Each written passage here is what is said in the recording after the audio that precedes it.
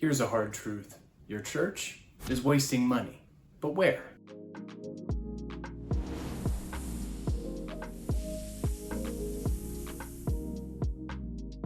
Today we're going to look at 3 different areas where churches are bleeding money. And we're going to talk about how to fix it. The church's mission, the gospel mission, Matthew 28, is to make disciples of all nations, which means that everything that the church does and every dollar that it spends should go to fulfill that mission. Let's flip that statement around for your church. Every dollar that your church spends reveals its mission. So here's where I think your church could possibly be wasting its money. Number 1, personnel costs. You have misevaluated your personnel needs. And so as we examine this category, there should be 2 questions that we ask. The first one is the total amount that is going to personnel costs. Getting too much? Is getting too little? What's kind of that sweet spot? As a general rule of thumb, personnel costs for churches usually take up about 45 to 55% of their total expenses. Now, kind of in this range, however much your pie chart is devoted simply to personnel costs, make sure that your church has lumped together the total compensation package. And the total comp package just simply includes like housing allowance, retirement, in addition to regular salary costs. So this is our total staffing cost to pay the laborers of our church. Now, some of you are going to hear that 55 number and say, man, that's way too high.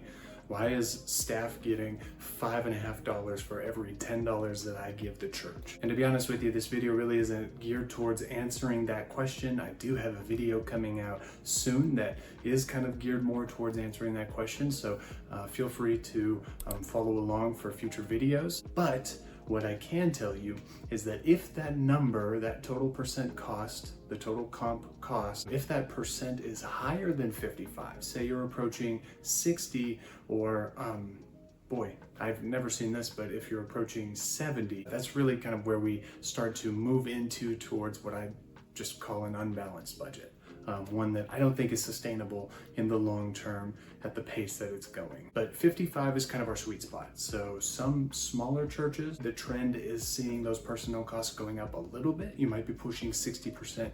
And then for more established large churches, for the most part, their staffing costs can kind of come down a little bit. So I see those more in the 40%, but just kind of across the board, 50, 55%, perfect. So that's kind of like side A of this total staffing cost. Side B is not just like the big percentage of the staffing cost, but the breakdown of it. We're asking, of the money that's going to personnel, how is that divided up? Churches have gone all over the board here.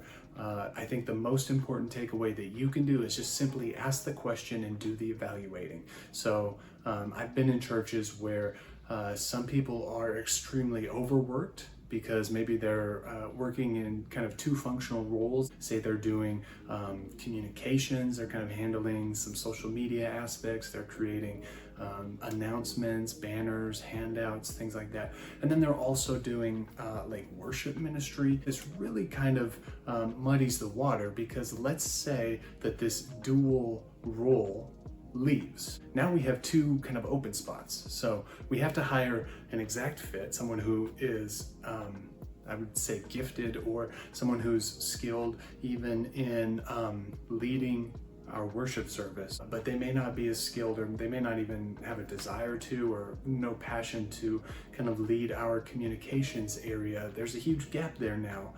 And that's just kind of one example. As you look at all of your personnel costs, how is that divided up? Because you should be aware of this as a church leader.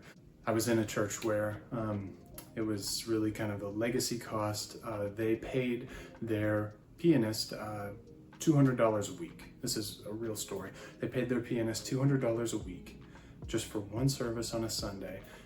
Because it's a legacy cost. They used to do it for the organist, the person who played the organ like 10 years ago or whatever.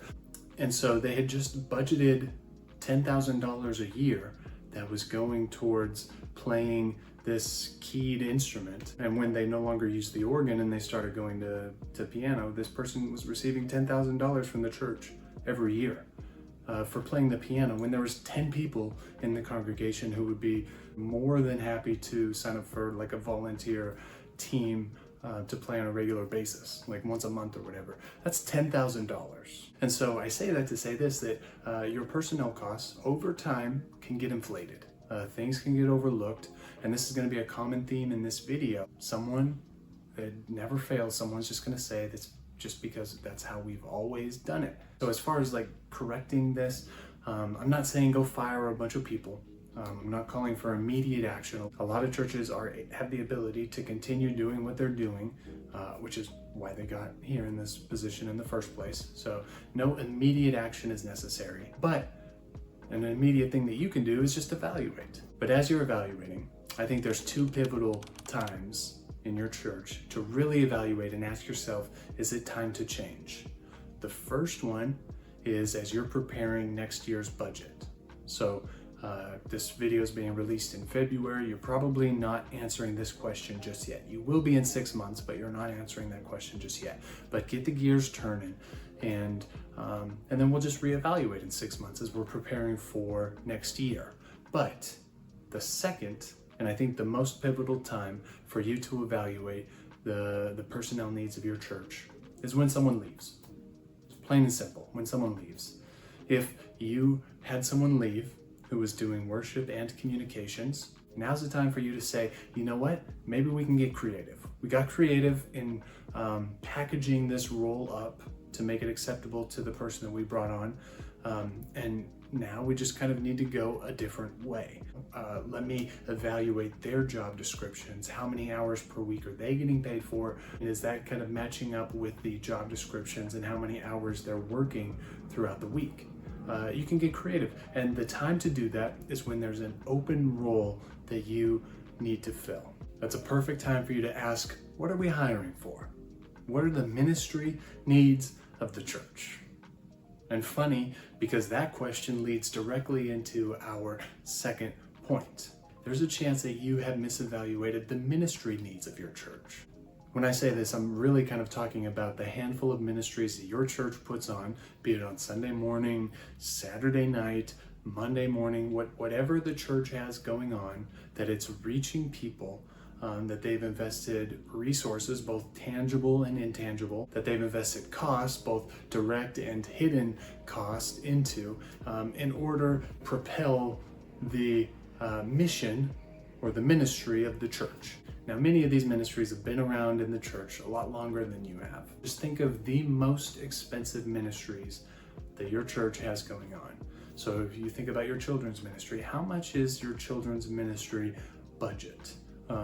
You think about your senior adult ministry or your youth ministry, things like that going on. How much does it take to run this ministry? Hopefully you've asked that question in the budget process. If you haven't yet, then please connect with us because we have to really kind of set the parameters for a healthy budget season and how we can develop a church budget, because there's some really big misunderstandings. If we're never asking the question, how much does it cost to run our ministries, then we have a problem. But hopefully you've asked that question already, and so you have a pretty good idea of what your most expensive ministries are. So let's just consider those. Now ask yourself, how much does it take to run these ministries, and how much of this ministry's spending and expenses is that way simply because that's how it's always been? And the truth is that sometimes our churches get stuck in spending cycles and we never ever ask the question, why do we spend the money that we're spending? We never ask the question. We never evaluate. Because everyone's always saying we're doing the same thing that we have always done. We're doing it because we have done it year after year after year. And someone like yourself needs to come in and say, yes, I understand we did it last year, but you have to make the case as we're preparing our budgets why we are doing this again this year. Because there could be something else that you could really kind of feed with finances and resources to kind of expand the ministry outlets for your church that isn't getting the funding that's required because your resources and time and efforts are being pulled into some of these other ministries. To evaluate your ministry needs in your church and to say, how much money does it take to actually run this? So we've misevaluated our personnel needs, we've misevaluated our ministry needs.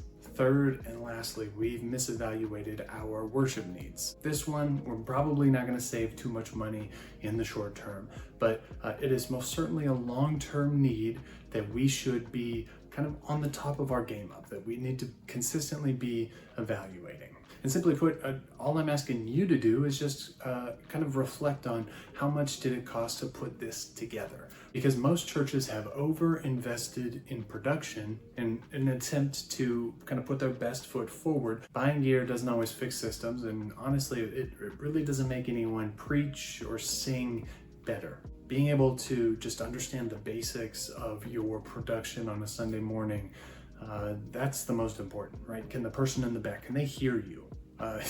Like if you can check that box, then really that's kind of all you need. We just kind of evaluate our church's needs to put on a Sunday morning service.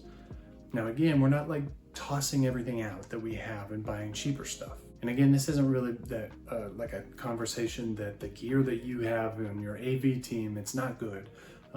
This isn't a conversation about that. What I'm saying is that as we look to how we spend money, let's just ask ourselves, is this the smartest way for us to spend money, right? If we need a new sound system, like, do we need a new sound system? And if we do, should we get this $80,000 sound system? Or can we kind of make do with this $20,000 sound system? A lot of churches, in the very best attempts, kind of talk themselves into big spending. And I see this in all three areas, especially personnel, that they have overhired or they overspent to kind of account for future growth. And there's certainly a conversation when it comes to that, is how much have you spent, and is it kind of just accomplishing the problems now, or is it going to have the infrastructure ready for future change? There's certainly a conversation about that. But again, the church can't get too big for its own britches, is what I like to call it. If a church of 200 people spends however much money on a sound system that it feels like it could be a sound system for an NFL stadium, then I say that the church has gotten a little too big for its own britches. Now, these are three areas that I think the church is most prone to bleed money, and they can all be fixed by one thing: proper evaluation. You see, many churches aren't reckless with their money, they're just not intentional with it. So properly evaluate your church's personnel, ministry, and worship needs. And keep in mind that healthy financial practices do not keep a church gospel-oriented, but unhealthy financial practices can certainly limit its gospel mission. So follow along our journey as we talk about how churches and religious nonprofits can have healthy financial practices. And spoiler alert, it's a lot easier than you think. It's church finances made simple.